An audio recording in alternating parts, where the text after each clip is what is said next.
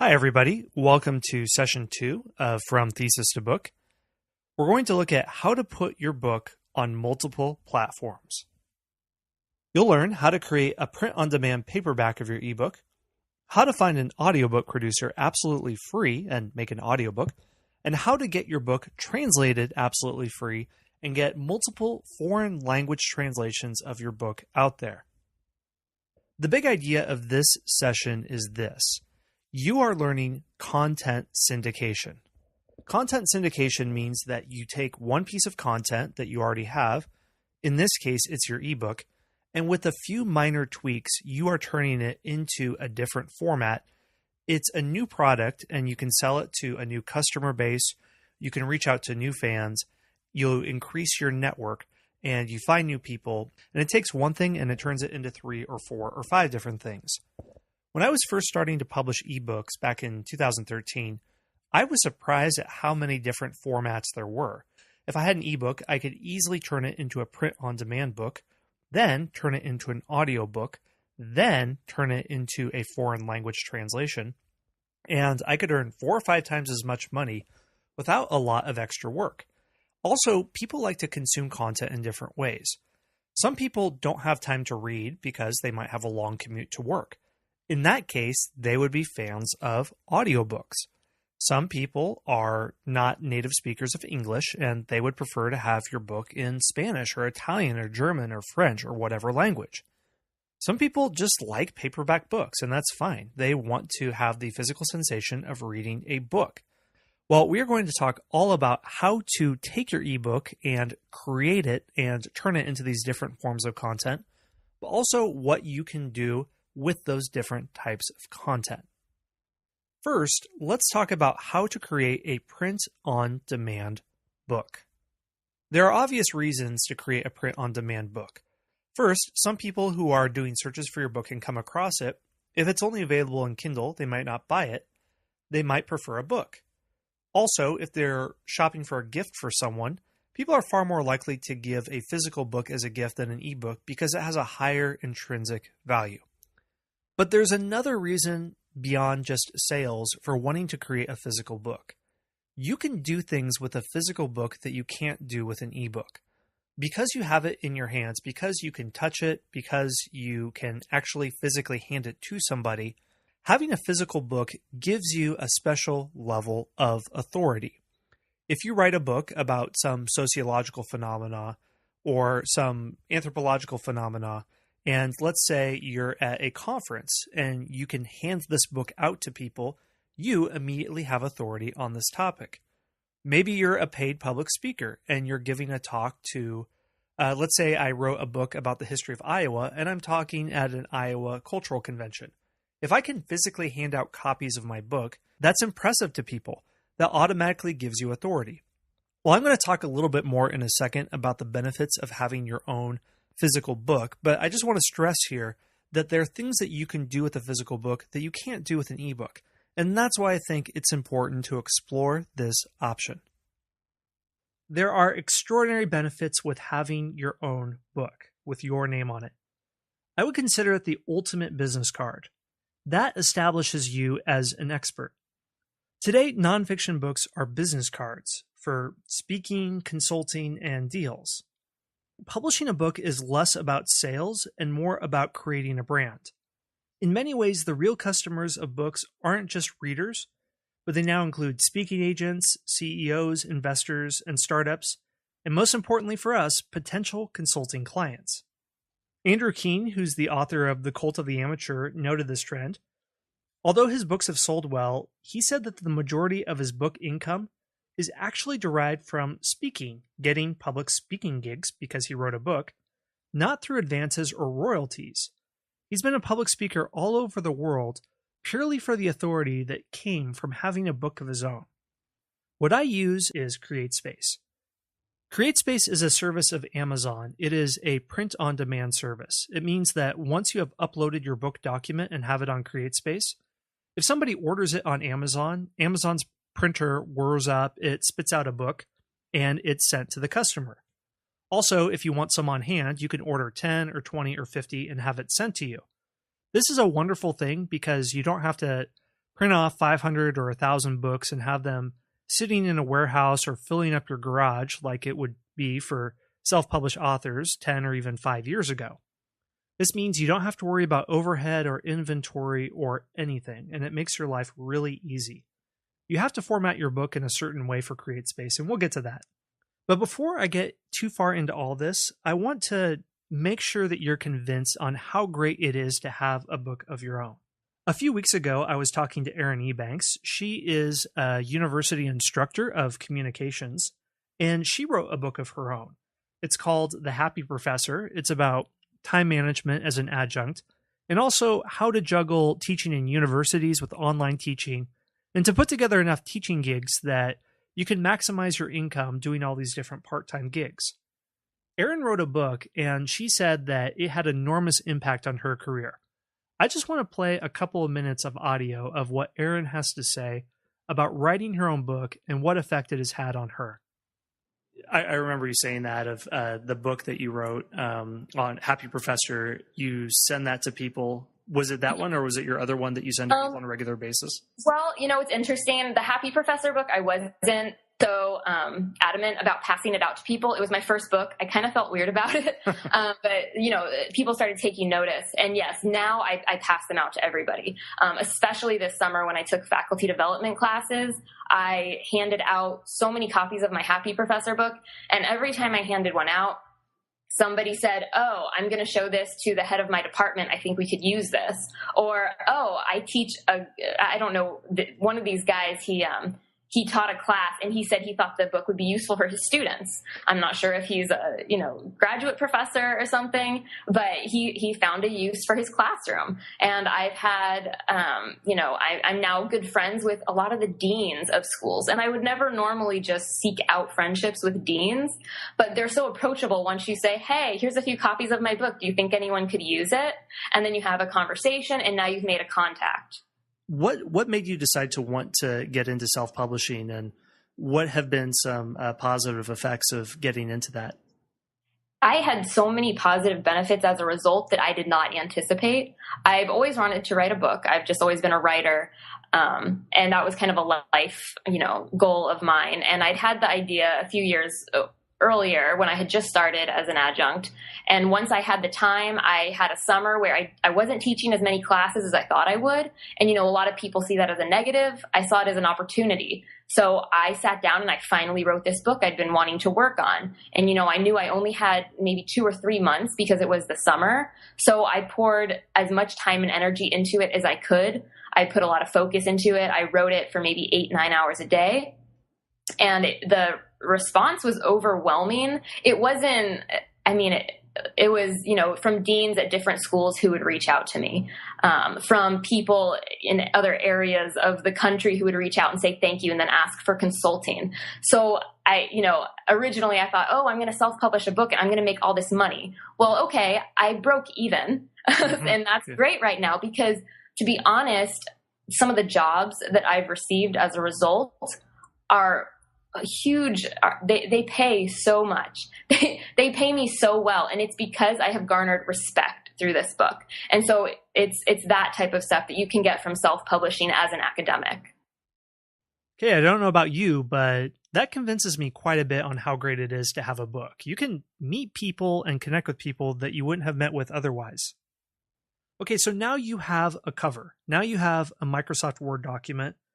You can't just upload your Microsoft Word document to CreateSpace and it'll start spitting out books.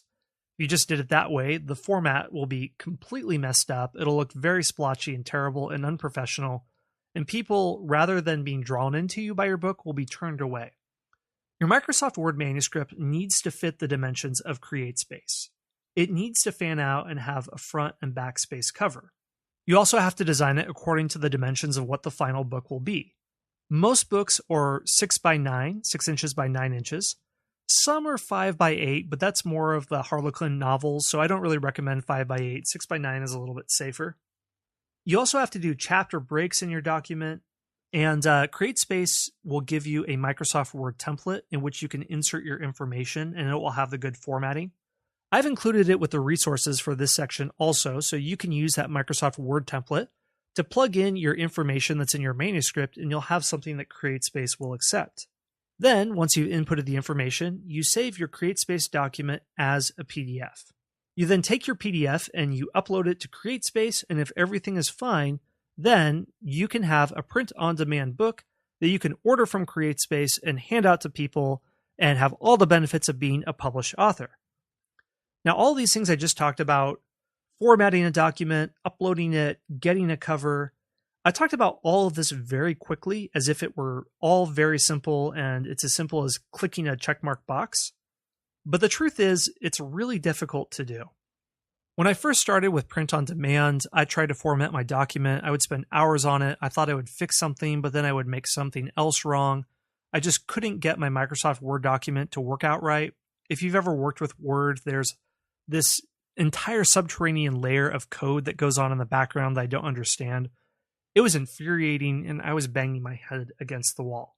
Well, unless you love digging into and formatting with Microsoft Word and page setup and all of those things, please outsource this step. Now I am going to show you how to outsource by using the example of formatting a print-on-demand book. Let's kill two birds with one stone right here. I'm going to show you how to outsource something so you can apply this outsourcing method to anything in your business you don't want to do, but also how to create a print-on-demand book. Let's hop online. I'm going to show you the entire process of getting your print-on-demand book uploaded to CreateSpace and being ready to order. Now let's start at the beginning. CreateSpace will give you a template to use in order to input your book's information. They'll give you a Microsoft Word document and you can input the information of your book. Thanks to the template, you don't have to worry about font size, about the font, or whatever. Let me show you what it looks like when you open it up. Okay, book title, author name. Here you can enter the ISBN. When we set up our CreateSpace book, they'll give us that in a second. Dedication, contents, acknowledgements. Okay, and then content for your chapter that you can just plop into here. And also up here, you can see that you notice in books on the top of the page, they'll have the book title, but then every other page, it'll be book title, then author name, then book title. Well, you just put that up in here and it'll do it for you. So that's really nice. Here's the problem. Almost every time I've ever worked with this template, even though it's set up nicely, when I actually input my information, all of this formatting stuff gets completely out of whack. I think it's fine, but then suddenly there's weird gaps in the chapter, and it should link up to the table of contents in the beginning with the pages, but then for reasons I don't understand, things get out of whack. The formatting looks all goofy. I try to fix it. I only make it worse. There's all this hidden code in Microsoft Word, and it drives me crazy. You could waste tens or hundreds of hours banging your head against the wall, but there is a very cheap way to have someone else do this for you. So all you have to worry about is writing your great book, and then someone else will take care of the formatting. You can probably guess that I'm going to go on the internet and get someone else to do this for me and pay them just a little bit of money. And if you guess that, you are absolutely right, because that is what we're going to do. We're not going to mess around with all this formatting stuff.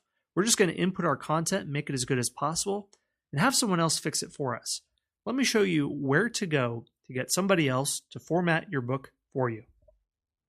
Here we are at Elance. Let me show you the steps to have somebody else do all the hard, agonizing, difficult work of getting your book formatted, how to put up a posting to attract people who can do the work for you, and how to commission the work and get the results that you want. You can also use Odesk. Honestly, it's the same.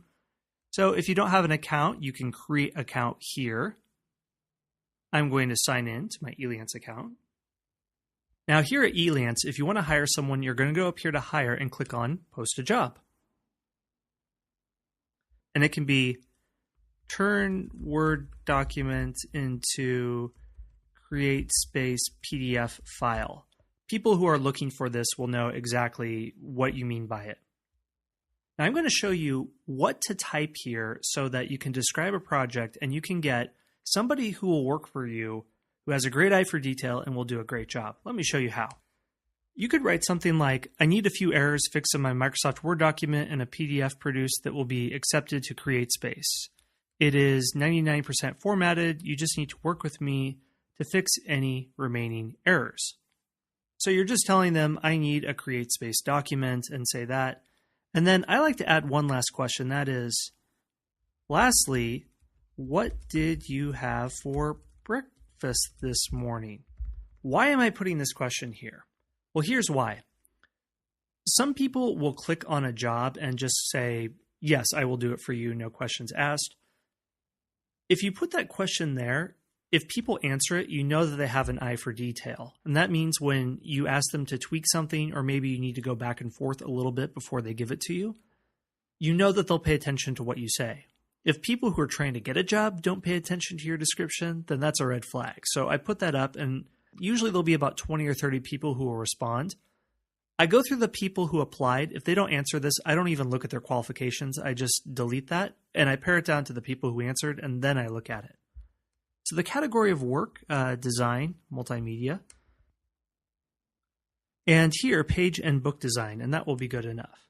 You can get people to do it between $20 or $40. So fixed price, select budget, less than $500, and you'll have people who will put forth bids on how much they'll do the project for. If you do it between $20 and $40, that's perfectly acceptable. And say, no thanks, don't feature my post. Okay, and this is all you have to do. Click post the job, and you'll start to get responses back from people. Let me show you a couple of responses I got back from people when I put this up. So here's just two of them. I pared this down aggressively. This is Mehboob Sam, and he proposed $20 and said, I will do this within one day. And he describes his experience. And then this person, Digital Studio, I decided not to do it because this sounds like it's a group of people working together. I prefer one person. Mehboob and I have worked together a lot. If you look for him on Elance, I recommend him. We've gone back and forth. He's always done the job to perfection, never let me down, works fast, works for a great price, great guy. So I recommend him if you want to get set up. And let me show you what I received from Mehboob when we were all done. So here is the PDF he got from my book, How Iowa Conquered the World. He did a lot of great things in here. This is the copyright page, which I recommend having, in your ISBN. I'll show you where that goes in a second. Dedication page, acknowledgements. Here you can see that before I get to the introduction, it's using Roman numerals for counting. Table of contents, then the introduction. I like here that there's nothing up here on top. There's on the introduction page, normally there's the title or there's the author name up here and then the title, and it alternates back and forth. But then on the beginning of every chapter, you don't see that. So I had to go back and forth with him a little bit to get this formatting how I wanted, but he did it perfectly and I was very happy with it. Okay, so that is how you use Elance to get your book formatted. There is one other thing I want to show you, and that is getting a cover for your book. Let me hop over to my favorite website on the planet, which is Fiverr.com. So I'm going to say what I'm looking for, and I'll say create space book cover. And there's people here who will create a create space book cover for me. I just have to, like this person right here, I will make a professional cover for ebook or create space. Here's all you really have to do. These are fiction titles right there. They'll take images if you have it, and they'll do a design based on what you want. So all you do is you order it, and you have to tell the person when you order the gig 3 things. The first is you have to tell them the dimensions of your book. Is it 6x9? Is it 5x8? Because that affects how big their cover is. Second, you have to tell them how many pages your book has. That is also important because that affects the design because there's the spine on the book. Third, what I do to get the exact type of book I want is I'll give them 2 examples from Amazon of similar book covers that I like. Remember earlier when I told you about getting a book cover designed, where you find 2 books in your niche and you like them? Well, you're going to do the same thing here. You're going to give them a link to Amazon of 2 books that you like, and they'll know exactly what kind of book it is. Then, when you're done, they'll send it back to you.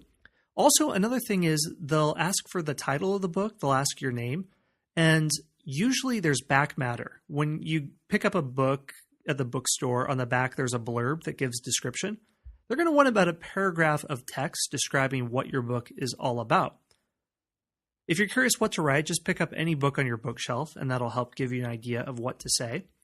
I'm going to show you what I got back from my person on Fiverr. They're going to send you a PDF, not a JPEG, a PDF, because that's what CreateSpace accepts, and that's the format they give it to you. Let me show you what I got in return.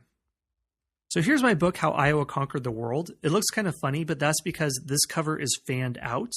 This is the title here. This is the spine here in the middle. And then the back here is the back matter. And then on the bottom of the page, you can also see a little bit of my biography, just a couple of sentences about me. So if you have a back matter, some basic information about the book, and then a little biography, that looks really nice. And the person also left a blank spot right there for the barcode to go. But they're going to know how to do all this stuff. You don't have to worry about it. So there you go. Now you have a cover. Now we're going to go hop over to createspace.com. And we're going to look how to take and put all these components together. We have our formatted book manuscript. We have our cover.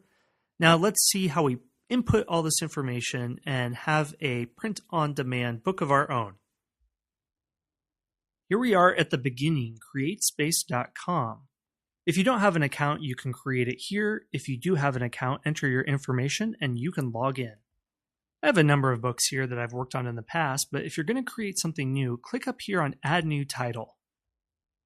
Tell us the name of your project. I'll just use a title of something that I've done in the past. The most productive people in history. This is a paperback. The setup process, let's do guided.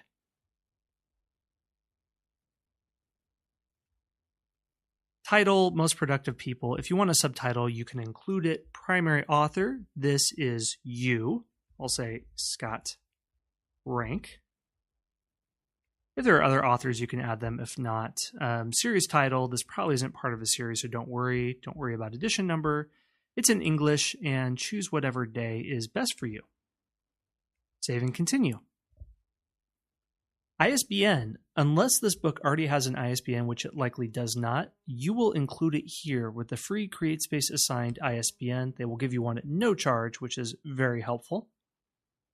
Unless you have a publishing company, don't worry about this. Click Assign Free ISBN.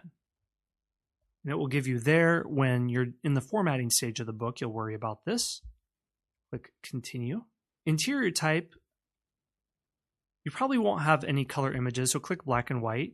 Paper color, click cream, because if you have white, it looks like printer paper. Upload your book file. I'm going to save you a lot of money from $1.99. You remember in that earlier video when we looked at Elance? We're going to grab that and we're going to put it here. Thanks to our friend on Elance who formatted it for us, we're going to find that. Use this ends before the edge of the page, and then click Save.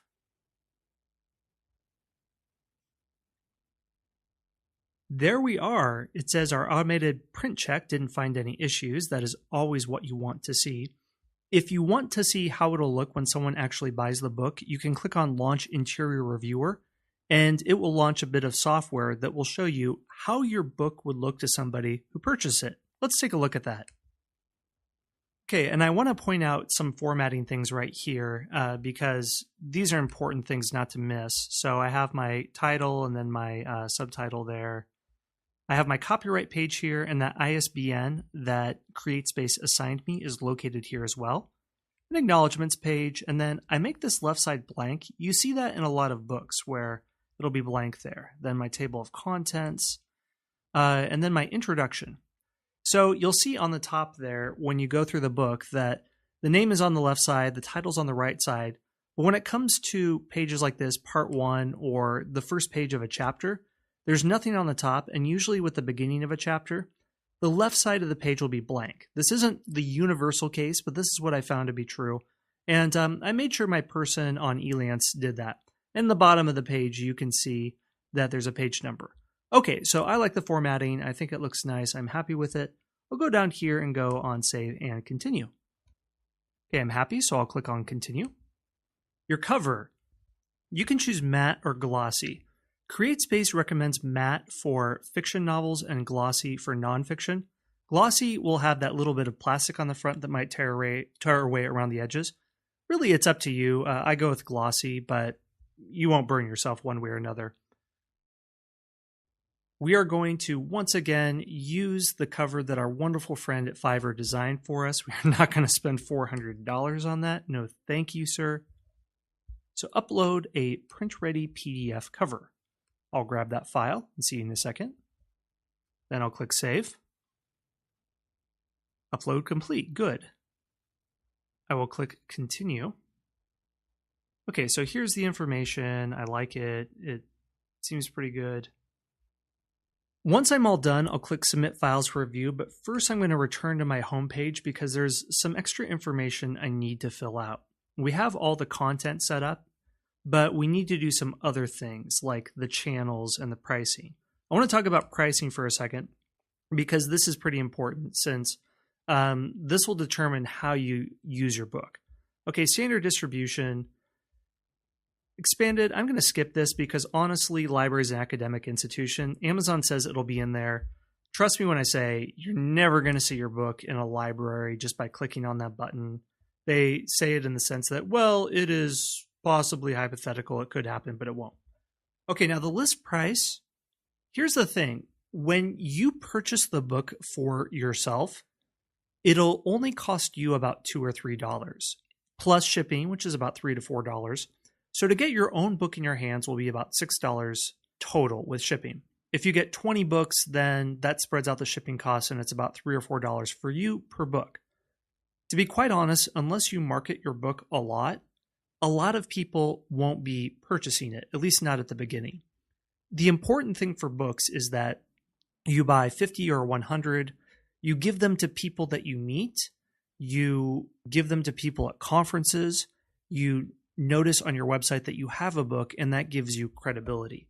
Your price is honestly quite arbitrary. I prefer a round number, $9.99. That way you can calculate what your profits will be. I like to aim for a royalty of about $2 or so. There's a CreateSpace store, but very few people buy from that. Most purchase from Amazon. And it'll automatically calculate to pounds and euros because this is sold also in England and Europe, but in much fewer numbers than other places. So save and continue.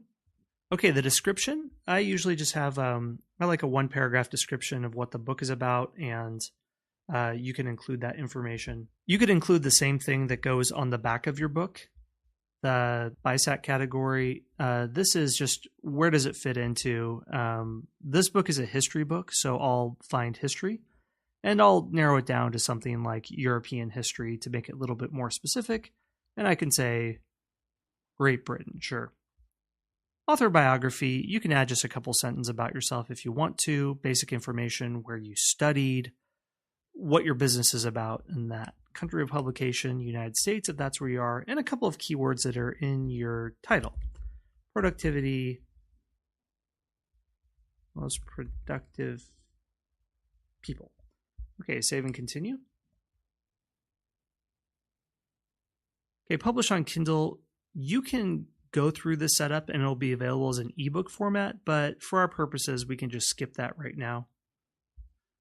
Okay, we're taken back to the beginning, and then all you do is submit files to review, and you'll click something, and 1 or 2 days later, you'll have a notification saying your book is ready and your book is available.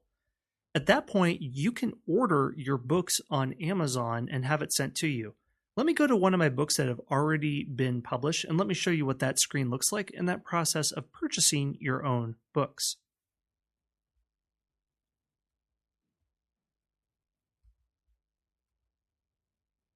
Let's go to my dashboard and let's choose one of my books. How about this one, How Iowa Conquered the World? A fun book I wrote about my beloved home state. I want to order some copies. I am going to a conference where I will be a keynote speaker about the history of Iowa, and I want to have a table full of books that I will sell to people for $15 a pop. I'm going to come over here and click on Order Copies. As you can see, the unit price is only $2.96. Now, when I check out, it's going to add $2 or $3 for shipping. But if I get 20 or 30 or 50 copies, then that lowers the shipping costs per book dramatically. And that's what I do. So if you're in a situation, if you're going to a networking event where you want to hand out books, if you're going to a conference, if you're going to any function where your book will be of use for you, this is how you order copies of your book. You pass it out, and there you go. You are a published author, and your ability to impress has just shot through the roof. Let's look at part 2 and how to create an audiobook for free. Audiobooks, like I said, appeal to different people than ebooks or print-on-demand books. If somebody is in their car a lot, or they have a long commute and they would prefer to listen in their car or on their iPhone, they can do that with an audiobook. It used to be in the past it would cost tens of thousands of dollars to produce one. You need to find a professional voice actor, you'd have to rent a studio, and it was hard. Nowadays, thanks to just having a laptop and a microphone, anyone can do it. Nowadays, it's easier than ever to find a professional who will record your audiobook for you and do a royalty split with you. I'm going to show you exactly how to find that person and how to produce your own audiobook in this section. The place that you'll sell your audiobook is on Audible. Audible was purchased by Amazon, and it is the #1 sales site for audiobooks. When people are searching for an audiobook, they'll almost always come to Audible. It is the juggernaut in the audiobook industry. And the great thing is, if you produce an audiobook, because it's owned by Amazon, if people are searching for your ebook in Amazon, they will also see that an audiobook is for sale, and you automatically have a lot of visibility. So if you can sell your ebook and follow the marketing strategy that I told you in the previous module, and your ebook has a lot of visibility, your print-on-demand book also has visibility, and your audiobook also has visibility. So you're starting to see how this virtuous circle works, where if you can sell a lot of one thing, then you can also have long-term effects, and your other products can ride its coattails. But you don't go to Audible, you go to acx.com. ACX is Audiobook Creation Exchange. This is the backdoor of Audible, much like KDP is the backdoor of Amazon Kindle booksellers. ACX is where you will meet a book narrator. You will meet somebody who will narrate your audiobook, and you can work out an exchange for them. Maybe you can pay them outright to narrate your book. Maybe you can do a royalty split of the book sales, and I'll explain in a second how to set up that contract. The point is, this is where you go to find someone who will not only narrate your book for you, but will also produce it for you and do all the editing. So if you have no idea how to create one, that's fine. All you have to do is know how to write something, and this person that you find will take care of the rest. Let me show you how you go about finding a narrator for your audiobook. Here we are at acx.com. If you go to acx.com, this is the first step to turning your ebook into an audiobook. I already talked to you about what this process entails as a general overview. Now we'll get into how to do it. Of course, you have your book published to Amazon. If you have it published there, then Audible, because it is a subsidiary of Amazon, will have your book on file. Here's what you do. First, you'll sign up now if you don't already have an account. So you do that by going to the upper right-hand corner. And it will recognize you. All of your information that's already there as part of your Amazon account will be made available. Now, let's say you want to add a new book to it. Here's what you do. Go up here to add your title or search for it. And if you do a search, you can either search for your author name or the name of your book. I'm going to type in my author name. Actually, no, I'm going to type in my book name. I want to do one based on the most productive people in history. Okay, I'm doing a search for that. Okay, here it is. I claim that this is my book. I click on this is my book right here. What I'm going to do is I'm going to look for somebody to narrate and produce my book. What's the difference here between this and I will narrate my own book and upload the audio later? If you know all about audio recording and you have a nice voice that you think would be good enough for an audiobook, by all means do this. Now, I have not done this because I do not consider my voice good enough for audiobook quality. Also, it's an art form to know how to edit this well. If you don't know how to do this, I'll just say that it's not worth your time to try to learn. And if, assuming you haven't recorded this in audiobook format before, click on I'm looking for someone to narrate and produce my audiobook. Okay, you'll agree on the terms. The good news is this pulls the book description from Amazon, so you don't have to retype this. Print copyright owner and copyright year. You'll just enter that information in there. So I'll put my real name there. Copyright 2015, that's when it came out. My book is nonfiction, and I would describe it as history. Now, describe the ideal narrator's voice. This is kind of fun. This is where the way ACX works basically is it's a place where authors and narrators come together. There are people who are trained to narrate a book, and they will do all the editing for you. Okay, so it works like this. The voice actors are looking for a book to record. I'll get into a little bit about the royalty payment in a second because you have to understand the perspective of the narrator to know how to present your book so that somebody will want to do their narration for you. First of all, I'll describe the ideal narrator's voice. You have a lot of options here. You can choose the gender, male, female, or either. The voice age, young child, tween, teenager, adult, middle-aged, elderly. Language, vocal style, and accent. Let me just quickly go through this. You can do whatever you want here, but the way I like to think of as a rule of thumb is to choose someone who's kind of like a better version of you is what I'd say. In my imagination, I like to think of myself as a bearded professor wearing a tweed jacket with leather patches who sits in a office, his study full of mahogany bookshelves, drinking scotch from a crystal decanter. That's what I imagine. But the idea is choose someone who's kind of like you because as people are listening to the audiobook and the narrator, they'll think of you, they'll associate that voice with you. So if you are a middle-aged man and you have a young woman read it, there could be a bit of a disconnect and it could be confusing for people. What I've done is this. I chose someone who is male. Voice age is adult. Language, English. Vocal style, I liked articulate. The different things here, these different styles are sort of specific to genre, like cowboy. You hear someone with a twang, deadpan, female, maybe narrative part, feminine, flirtatious.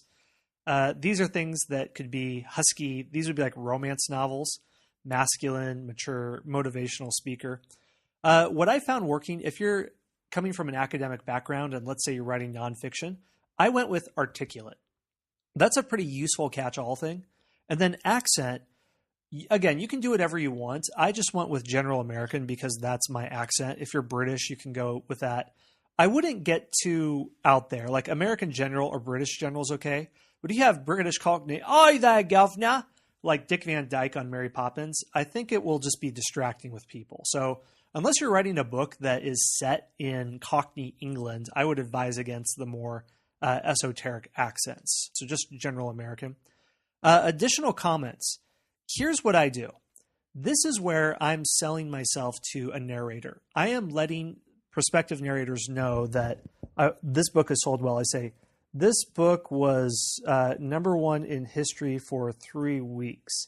It has sold over 5,000 copies in its first month and sits under 30,000 on Amazon continuously. What I'm really doing is just saying this book has sold well. The reason I'm trying to prove that to them is when you hire a narrator, you can either pay them outright to do the job. And if you pay them outright, anyone will be glad to sign up with you. And the cost can be between $100 to $200 per produced hour. So if your book is 50 to 70,000 words long, that could be 4 to 5 hours of narration. That could cost between $500 and $1,000. I wouldn't spend that unless you know that your book is a proven seller. But if your book is a proven seller and you can convince them by typing something like this, people will generally want to offer to do a royalty split with you. A royalty split is just that. You get 50-50. Well, not 50-50. I think about 10 or 20% goes to Amazon, whatever. But the point is, if you can prove it sold well, then people will probably be willing to take the chance with you, and you get a free narrator to narrate your book. Okay, audition script. This is where all you do is you just take a small section, maybe 1,000 words from a chapter, and you upload it. Okay, so I'm uploading the script, and it only has to be like 1,000 words, whatever. And if you want any notes, if you want anything to emphasize about the audio script, you can put them here, but you really don't need this. Okay, save and continue. Now, how many words in your book? Let's say I have, I think mine's 60,000. Okay, so that will say it's 6.5 hours long.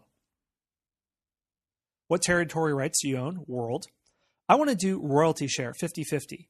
Now, pay for production, you can choose how much you'll pay. 150. If you want someone who's really good, you're going to want about $100 to $200 an hour, I would say. If you do 0 to 50 or 50 to 100, your quality is not going to be very good. That's if you want to pay for it outright, but I've always done royalty share. Exclusive through Amazon, I would recommend that you do that, and then click Save and Continue. And then, once it's done, click Review and Post. Now, I want to show you from my old books what it's like when you finally get people to come in. It's pretty interesting. Okay, here are my audiobooks that I have produced, but if you were to put one up there, you would start to see offers come in. Here's offers here, where people they'll do typically a small voice recording so you can hear what they sound like. It'll be something like this. If you click down here and you see audition, then this is Kevin Pierce. This is the person I've worked with a bunch of times. Kevin is great. And you can click on it and you can hear a voice sample. Nasty, brutish, and short. That is the way English philosopher Thomas Hobbes described the natural state of mankind, and the condition into which humans inexorably fall without a strong central authority. Okay, so I like him. He says the word inexorably, and it flows off smoothly. Usually you'll have maybe a couple of people who are auditioning for it, and you can listen to them and hear which one you like. I already decided on Kevin, but you'll click accept, and then you'll work with him. And then once it's accepted, the rest of the process is quite standard. You can see here about this title, I wanted someone who spoke English, American general accent, and articulate, and that's how I got him. What will happen is the rest of the process, you will email someone the text of your book, and that is the script they will use. There are buttons that when they are recording, they will do the first chapter, and then when you listen to it, you'll click accept. And then once they are done with that, and once you're happy with the results, then they'll just produce the rest of it. These are audio files that Kevin sent to me, and I accepted them. And once it was all done, the 15 minutes were approved on March 13th, 2013. Once it's all done, then you click accept and publish it. Now, there's one other thing that you do need to do for the book. You remember how you went to Fiverr.com to get the cover for your ebook? Well, when it comes to ACX, you also need a cover, but instead of a rectangular image, you need to have a square image. The dimensions are 2400 by 2400. All I do when I'm getting a book cover for ACX is I will just go to Fiverr, I'll find a book designer and say, hey, here's my book cover. Can you just redesign this and make it a square image that's 2400 by 2400? They'll say, okay, sure. And that's how you do it. The fun thing about once this is all published and once your audiobook is up, Amazon will link your audiobook to your ebook profile. So if people are browsing on Amazon and they see your ebook, they'll also see that it's available as an audiobook. Let me show you what this looks like real quick. Here's my book, Off the Edge of the Map. I'll click on this here. This is the paperback version. What's cool is that here's Audible right here. So there it is. I mean, the audiobook is available right there. And if somebody clicks on it and wants to try Audible for free, then they can buy it. They can buy it with one click, or they can do it as an Audible promotion. Now, I'm going to mention one thing with your audiobook. You need to market it like you do with your ebook. Remember how I was talking all about ebook marketing and building a launch team and using Facebook and all that stuff? Well, guess what? You can use your launch team again to get reviews for your Audible book. Your Audible book has reviews that are separate from your ebook. Let me show you what this book looks like on Audible. Audible is the sales portal of ACX. ACX is for the authors. Let me go to the book list here.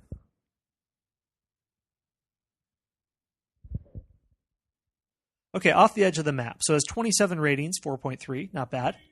Here's how you can get ratings. When you release your book, Audible will send you promotional codes. They'll send you 10 promotional codes that you can give out to people so that they can download your book for free. Let me show you what that email looks like that Audible will send to you, and let me tell you how you can use it. An email that says complimentary Audible download codes. And what you'll do is they'll give you instructions on, hey, you released this book, congratulations. And they'll give you, I'm sorry, not 10, but 25 complimentary audible.com copies. So these are codes that they give to you in the email, and they give you instructions on what to say. So if you're going to email fans or contact your launch team, your Facebook group, you can say, hey, everyone, would you like a free copy of my audiobook? All you have to do is just write a review, and I'll send it to you. And then all you do is you send them an email saying, go to my books page on audible.com. Okay, here's the book page right here. So I would just grab this link and then say, go here, and then paste it there. Tell them, add the audiobook to your cart, create a new account, enter the promo code, and then you would copy this promo code that you're telling people to use. And then say, to change the price from full price to $0, click on the box next to 1 credit and click update. Complete checkout and start listening to the free copy of the book. This is what I recommend, to try to get reviews on Audible, because I've done this before. I use my promotional codes and ask people to rate it, and it made a big difference in how many copies I would sell. It's fun. This is $19.95, and people like to get a $20 book for free. And Audible are really cool. If you want more promotional codes and email them and ask, they'll probably give it to you. So this is a thing to do with your launch team. Because they were there for the production of your book, they'll probably be happy to get a free audiobook as well. Or you could contact friends and family or whoever else you know and ask them to promote it in that way. And this is all a good way to start selling audiobooks also. We've done it. We've created a print-on-demand book. We've created an audiobook. Now let's take your ebook and create foreign language translations. Getting your book translated into a foreign language can be expensive. Especially if it's a professional translator, it can easily cost thousands of dollars to get your book translated into Spanish, French, German, Italian, etc. I had somebody translate one of my short ebooks that was only about 30,000 words into German, and it cost $800. And that was a deal because he was a university student, and he did a great job, but it could have easily cost several thousands of dollars. If your book is full length, 50, 70, 80,000, 100,000 words long, it could be $5,000, $10,000 to do it. And if you're not confident that your book can sell well, that is a big gamble. Well, let me show you a place you can go to where you don't have to gamble so much on getting your book translated into a foreign language. That place is BabbleCube. BabbleCube is a brand new website. It just came out 1 or 2 years ago. It's really exciting. It's a place much like ACX where people come together, where authors meet translators. Authors will meet translators who will do a translation of your book. In exchange for that, you get a royalty split between the translator. So there's no risk up front on you, the book author. There's a little bit for the translator, but provided you followed my method on how to launch your book, how to get it to #1 in its category on Amazon, and how to sell lots of copies, you'll be able to find plenty of people who are willing to translate your book because they see that it's a proven winner, that they will be able to sell copies of the book in their language, and they'll be able to make money as a translator. It's a great service. It's a way to get around the traditional gatekeepers where the only way you could translate is if you were a rich publishing house that had connections with rich translation firms. Now it's disintermediated and it's available to anyone. Let me just tell you a little bit about how BabbleCube works before I show you how to use it.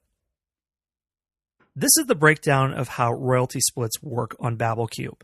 On the left, you see that bar that says if you have made less than $2,000 in sales, the rights holder, which is you, the author, gets 30%. The translator gets 55%. That's baked in so that the translator, who's really taking the risk here in the beginning, gets more money and gets that payoff quicker. Then, if you get $2,000 to $5,000 in sales, the translator gets 40%, you get 45%.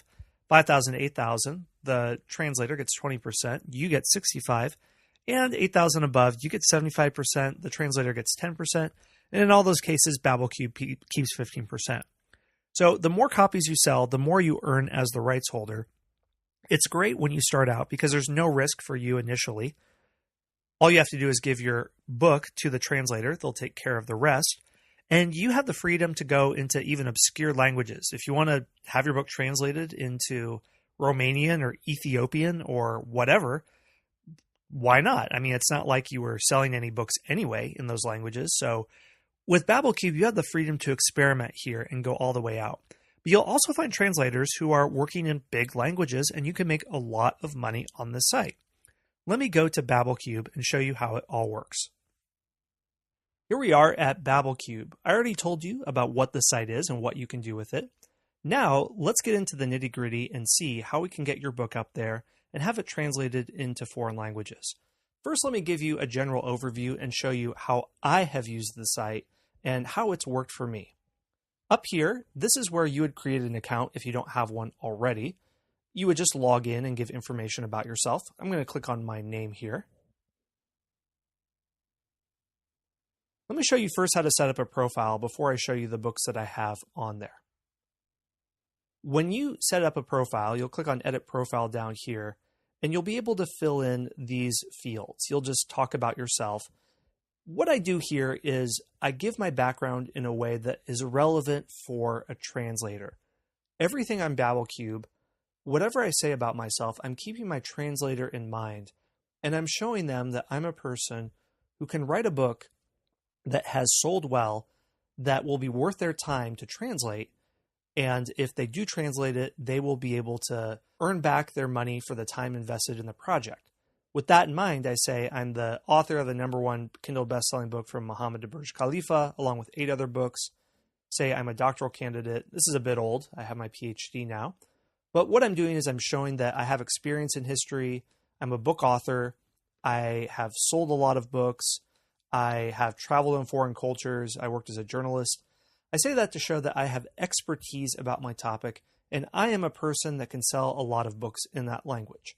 So when you fill that out, you can also mention your website, your Facebook profile, Twitter, Amazon, or Goodreads, and then click on Save. Let me show you the books that I have here. When you are first uploading your book is already on Amazon as an ebook. Here's what you'll do. Let's say Travelers and Explorers, I was going to put that up. There's a place down here where you can say add a new book. I'm just going to show you what I put in here for Travelers and Explorers.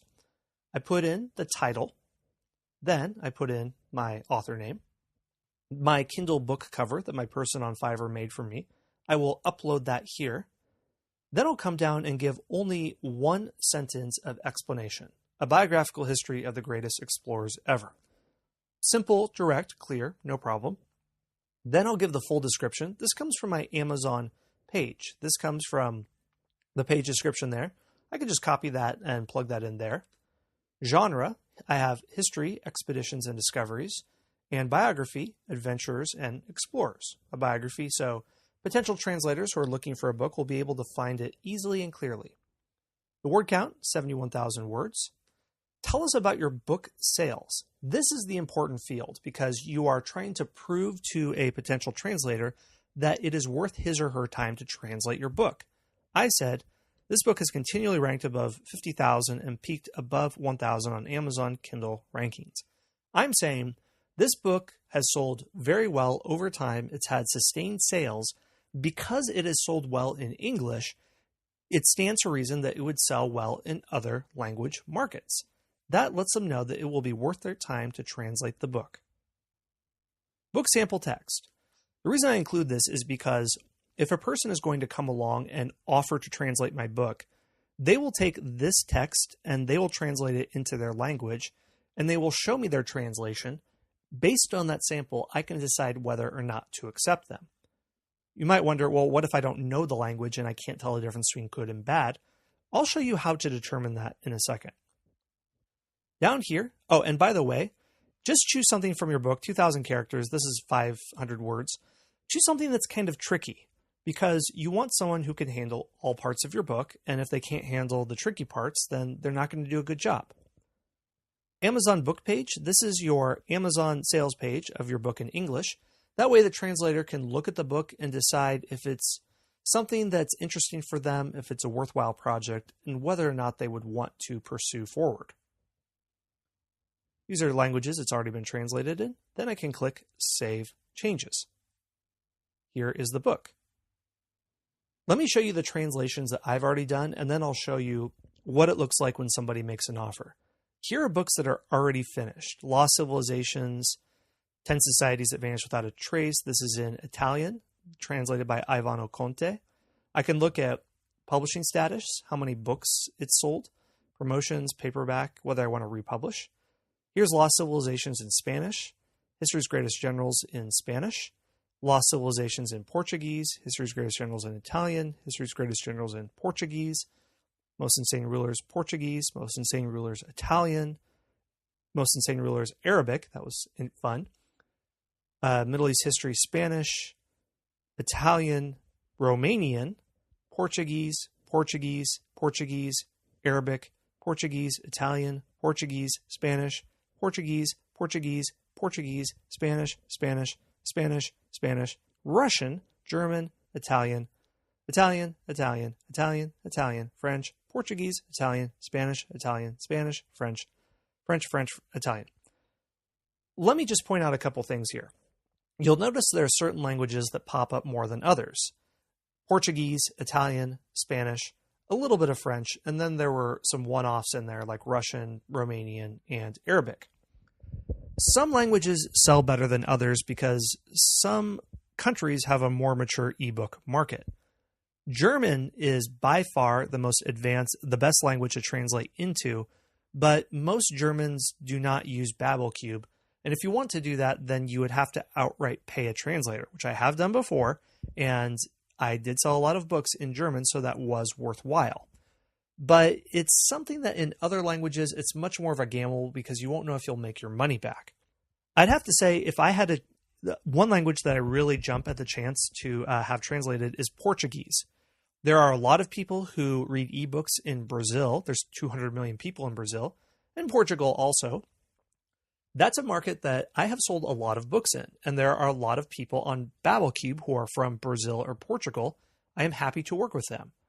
Other languages like Spanish, I would have thought it was sold a lot more. It's not as good as if I would have hoped.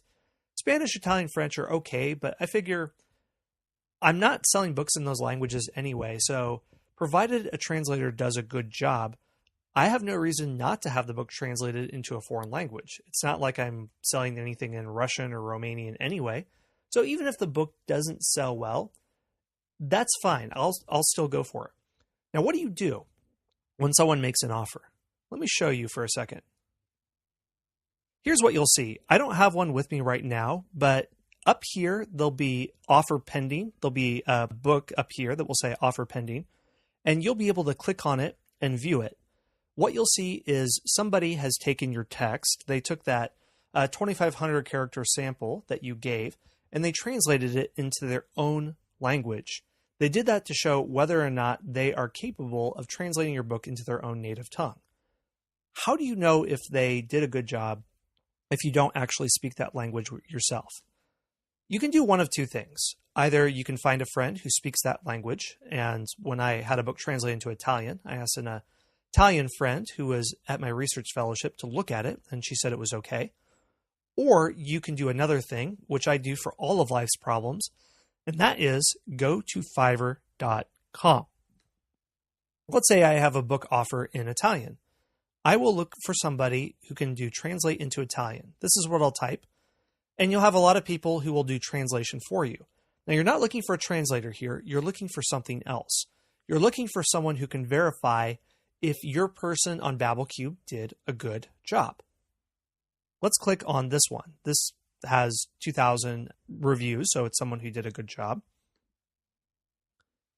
You'll order the gig, and you'll give this person two things. You'll give them your English text that's 2,500 characters. You'll give them the Italian text that's 2,500 characters from your BabbleCube translator, and you'll simply ask this translator to look at these two and see if they did a good job translating it from English into Italian. Now, this isn't the gig that this person normally does, but they will likely be happy to do it because it's easier to just look at a translation and see if it's good than to do a translation yourself. So ask them if this person did a good job translating from English to Italian. If they say yes, then go ahead and accept this person to translate the rest of your book. If they said no, then don't do it. But let's say they did do a good job. Then you would accept this person and they will start translating your book. After about 20 or 30 days, they'll come back with the first 10 pages of your book, and you have the opportunity to decide whether or not to go forward. If you want to, you can go back to Fiverr and ask this person to take a look at another sample of the book and decide if the translation was good. If not, you can cancel it.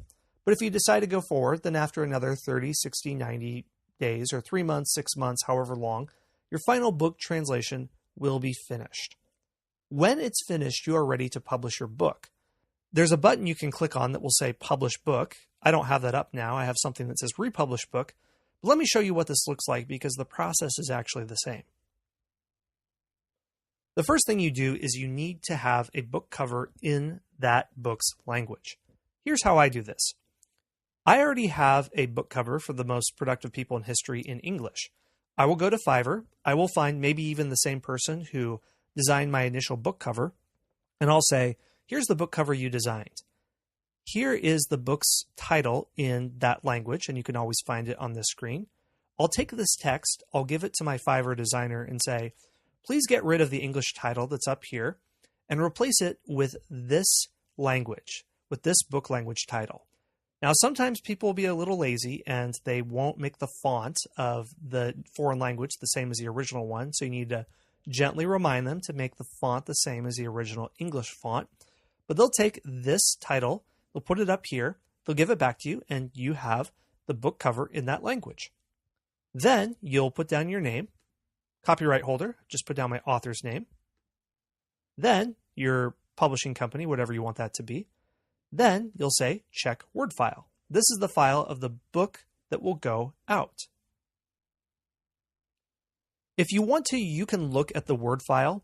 Here's the thing, BabbleCube does all the formatting for you, and this is very great of them, that they'll format the book into a proper ebook format, so you can download it and take a look at it. 99 times out of 100, there's no problem, so personally I wouldn't worry about this step. Next step, check Final Files. Here, it's creating the final file of what your ebook will be. So you can look at it, see how the formatting will be, and get a sense of how it all fits together.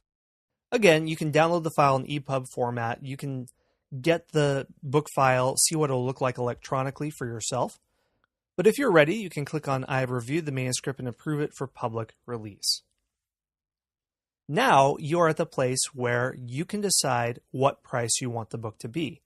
BabbleCube says we recommend between $2.99 and $9.99, but we'll accept anything from 99 cents to $39.99. Much like Amazon in English, $2.99 and $9.99 are the sweet spot where you can sell the most books. Let me tell you how I do pricing. It's quite similar to how I've done it in English. You can choose whether the book is free or not. Don't make it free. That's not nice to your translator because we want them to earn money, of course. For the first month or so, I will make the book 99 cents. That will help sell a lot of copies and get a lot of initial sales and give the book exposure. Then, after it was 99 cents, and during that period, you can sell a lot of books. I've had periods where I sold several hundred books in Portuguese when it was reduced to 99 cents. After that, you crank it up to $2.99, and I leave it there because I found that's the place where I sell the most books and earn the most profit because much like Amazon, other booksellers, I think, give a higher royalty rate for $2.99 than 99 cents. And if you're selling on Amazon FR or Amazon IT, they have the same royalty rate in those sites as they do for the English site. Let me mention one other thing here. Now, Publish Book, if I were publishing for this book for the first time, when I click on it, there would be a pop-up window that would appear where I can send a message to the translator. I say one more thing to them, besides, of course, thank you for translating my book. I tell them, can you please get a friend or family member to leave one review for this book on Amazon.fr or Amazon IT for Italy or Amazon.br for Brazil or Amazon.de for Germany. I ask that person to get their friend or family to leave a review for the book. Much like Amazon on English, if your book has no reviews, it likely won't sell.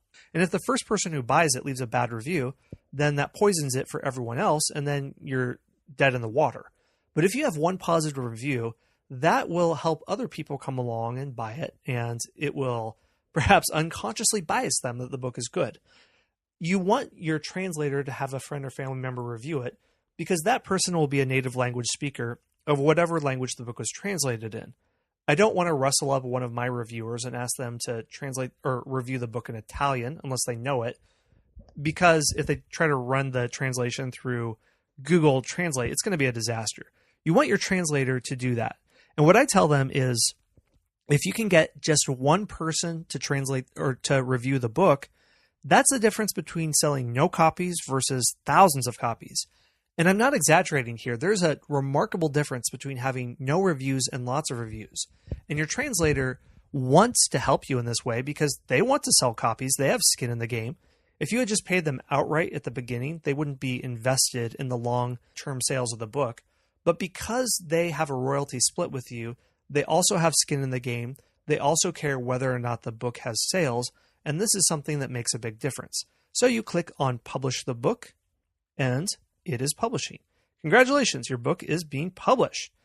After a couple of days, you'll start getting email messages confirming that the book is available on different sales portals, and this is a lot of fun. Let me show you what those email messages look like. Here, you can see book published to Gardner's, book published to Chegg, book published to 3M. I didn't know 3M did book publishing. I thought they made tape for diapers. Book published to Follet, Amazon, Overdrive, Baker & Taylor. So your book is all over the world. This is fun. You're seeing your book available all over the place. Let me show you one other thing. When you're hooked up to BabbleCube, if someone offers to translate your book into a foreign language, you'll get an email announcing it. Then you'll be able to decide whether or not you want to do this. So this is BabbleCube. This is the site where you can start to take your book projects, get it out into the global marketplace, and it's a great source of revenue. I mean, you can make several extra $100 a month having your book in foreign languages, and you really haven't done that much extra work. I mean, you weren't going to sell your book in the French market anyway. Now you can start to make a lot more money without having to spend any extra additional income. There we are. We have created a print-on-demand book based on our ebook. We've created an audiobook, and we have created foreign language translations. We have spun our book into various forms of content, and we're taking the same thing and we're selling it in multiple different ways. Depending on how many languages you translate your book into, your original ebook could have been spun off into 10 or 15 or 20 different forms of content. You've done one thing and then you've just multiplied it. I have a few resources for this session to help you out. First, I have a book creation checklist. This is just a checklist to go over as you're doing the formatting for your print-on-demand book. I also have a CreateSpace Word template. This is where you can plug in the information for your print-on-demand book. It's for a 6x9. You plug in the information from your ebook, and don't worry if the formatting isn't right, because remember, we're going to get our person on Upwork to actually format it correctly for us, but this will help get you started. That's all I have in this section. Please ask any questions, anything that didn't make sense, anything you would like me to elaborate on, or anything else, and I would be happy to answer them for you.